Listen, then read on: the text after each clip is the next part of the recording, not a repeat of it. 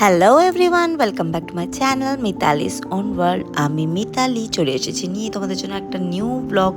আর এই ব্লগটা কিন্তু একটু স্পেশাল, কারণ কি আমি গেছিলাম আলিপুরদুয়ারে জাস্ট একদিন বলতে পারো, যেরকম আজ গেছি কাল চলে এসেছি এমন।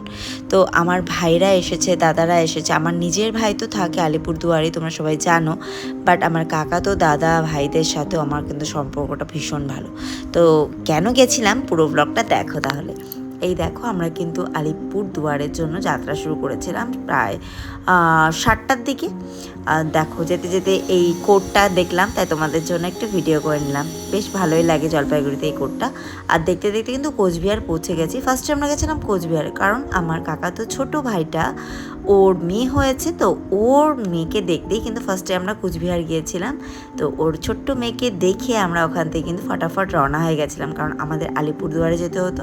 আর ছিল কিছু কাজও, আর আমার দাদাও এসেছিলো ওদের সাথে মিট করার জন্য। আর আমার ভাইয়ের বাড়িতে তো অবশ্যই যেতে হতো। তো মিট করে আমরা কিন্তু আবার ব্যাক করলাম আলিপুরদুয়ারের রাস্তায়। তার আগে কিন্তু আমরা ব্রেকফাস্ট সেরে নিয়েছিলাম বানেশ্বরে।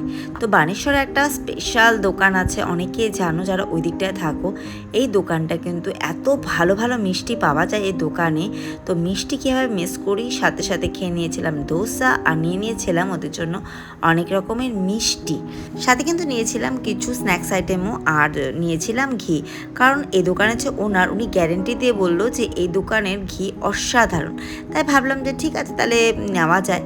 তো নিয়ে ওখান থেকে লাস্টে চা খেয়ে বেরিয়ে পড়লাম। আর রাস্তা যাওয়ার সময় একটা কাঞ্চন ফুল দেখেছিলাম, ওটাই নিয়ে নিয়েছিলাম। দেখো কত কিছু আমরা খাবার নিয়ে নিয়েছি।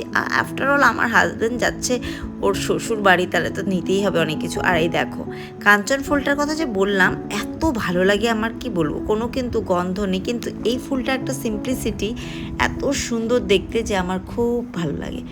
তো আবার বসে গেলাম গাড়িতে, আর আস্তে আস্তে পৌঁছে গেলাম ভাইয়ের বাড়ি। ভাইয়ের বাড়ি গিয়েই আবার ভাইয়ের বউয়ের স্কুটি নিয়ে বেরিয়ে পড়লাম এই শিববাড়ি চাচাকাথা। আর দেখতে পাচ্ছ আমি কিন্তু কুয়ারপাড়ের লাইনে আছি, শিববাড়ি চাচাকাথা। আর চলে এসেছি আমার প্রিয় এক আঙ্কেল আন্টির বাড়ি। অনেক ছোটোর থেকে আমাদের অনেক সুন্দর সম্পর্ক। এই কাকুর জন্যে আমার নাচের জগতে আসা, নাচ নিয়ে এত লম্বা রাস্তা তৈরি করা, এখন অবধি যে আমি নাচের লাইনে আছি, সম্পূর্ণটাই এই কাকুর উপরেই ক্রেডিট যায়। এই আন্টিও খুবই আমাকে সাপোর্ট করে, কাকুও। তো ডান্সের এক্সাম সংক্রান্ত কিছু কারণেই কিন্তু আমি গেছিলাম কাকুর বাড়িতে। ওখান থেকে অনেক গল্পগুজব করে ফিরে আসলাম বাড়িতে, মানে ভাইয়ের বাড়িতে। ওখানে খাওয়া দাওয়া করে আবার বিকেলের দিকে ভাইয়ের বউয়ের সাথে বেরিয়ে পড়লাম। আর এটা হলো আমার স্কুল, রেলওয়ে এইচএস স্কুল। আর সত্যি কথা বলতে এই স্কুল দেখলে মনে পড়ে যায় ছোট্টবেলার কত গল্প, কত স্মৃতি। তো যাই হোক, ওখানে পাশ দিয়ে গেলাম, তাই ভিডিও করলাম স্কুলের। তারপরে পার্লার থেকে সোজা চলে গেলাম বাড়িতে, কারণ আমাদের ছিল রাতের কিছু প্ল্যান। তো সব ভাই বোনরা এসেছে, তো সবাই মিলে চলে গেছিলাম আমরা এক ধাবাতে। সবাই একসাথে একটু টাইম স্পেন্ড করব, গল্পগুজব করব, আনন্দ করব।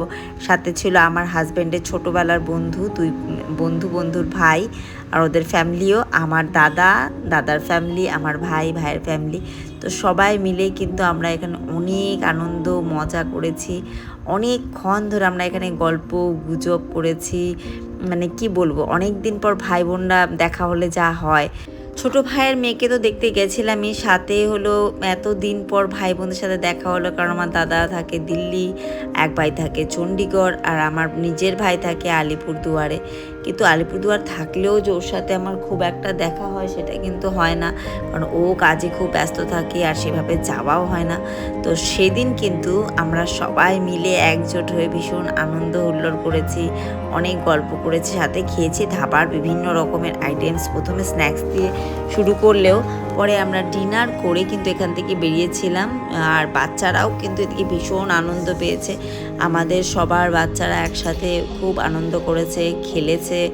প্লাস আমার দাদার ছেলে বাইরে থাকে, ওরা দিল্লি থাকে, ওর সাথে তো আমার ছেলে দেখাই হয় না, ওরা প্রায় একই এজে। তো ওরা দুজন খুব আনন্দ করেছে। এখন দেখতে পাচ্ছ সবাই মিলে কিন্তু ওরা ডিনার করছে, ওদের পরপর আমরাও ডিনার করেছিলাম। বাট ফিরতে ফিরতে একটু দেরি হয়ে গেছিলো, কারণ বললাম যে ভাই বোনরা যখন গল্প শুরু হয় সব কিছু ভুলে যায়। আর সাথে ছিল আমার হাজব্যান্ডের বন্ধুর ফ্যামিলিও আর ওর ভাইয়ের ফ্যামিলিও। তো সবাই মিলে কিন্তু দারুণ মজায় কেটেছে। আর এত গল্প করতে করতে 12টা কখন বেজে গেছে বুঝতে পারিনি। আর এদিকে প্রচণ্ড বৃষ্টি শুরু, দেখতে পাচ্ছ ধাবাতে তখন আর কেউ নেই, আমরাই ছিলাম। আর এদিকে প্রচণ্ড বৃষ্টি শুরু হয়ে গেছে। আর এই বৃষ্টির মধ্যেই কিন্তু আমরা আবার ফিরে আসলাম বাড়িতে, কারণ পরের দিন আমাদের আসতে হবে। এই দেখো আমার দাদা বড় ছাতা করে সবাইকে গাড়িতে তুললো। আর পরে সবাই মিলে আমরা আস্তে আস্তে বাইরাগুড়ির রাস্তা দিয়ে চলে আসলাম বাড়িতে। আর পরের দিনই সকালবেলা আমরা আবার ব্যাক করলাম শিলিগুড়িতে, কারণ তোমরা বুঝতেই পারছো ছেলে মেয়ে বড় হলে ওদের পড়াশোনা সব কিছুর চাপ, প্রেশারটা এত বেশি থাকে যে কোথায় ঘুরতে যাওয়ার সে প্ল্যানই করা যায় না, কারণ বিশেষ করে টিউশনগুলো মিস হলে খুবই খারাপ লাগে। তো যাই হোক, ভাই বোনদের সাথে দেখা করে বেশ ভালোই লাগলো। আর আজকের এই ভিডিওটা এতখানি থাকবে। আর সামার ভ্যাকেশনও শেষ হয়ে যাবে আর স্কুলও খুলবে। আশা করি আমার এই ছোট্ট ভিডিওটা তোমাদের ভালোই লাগবে, যদিও একটু বড় হয়ে গেছে, কিন্তু খুব তাড়াতাড়ি নিয়ে আসবো নেক্সট ব্লগ। আজকের জন্য টাটা, বাই বাই। তোমরা সবাই ভালো থেকো, সুস্থ থেকো।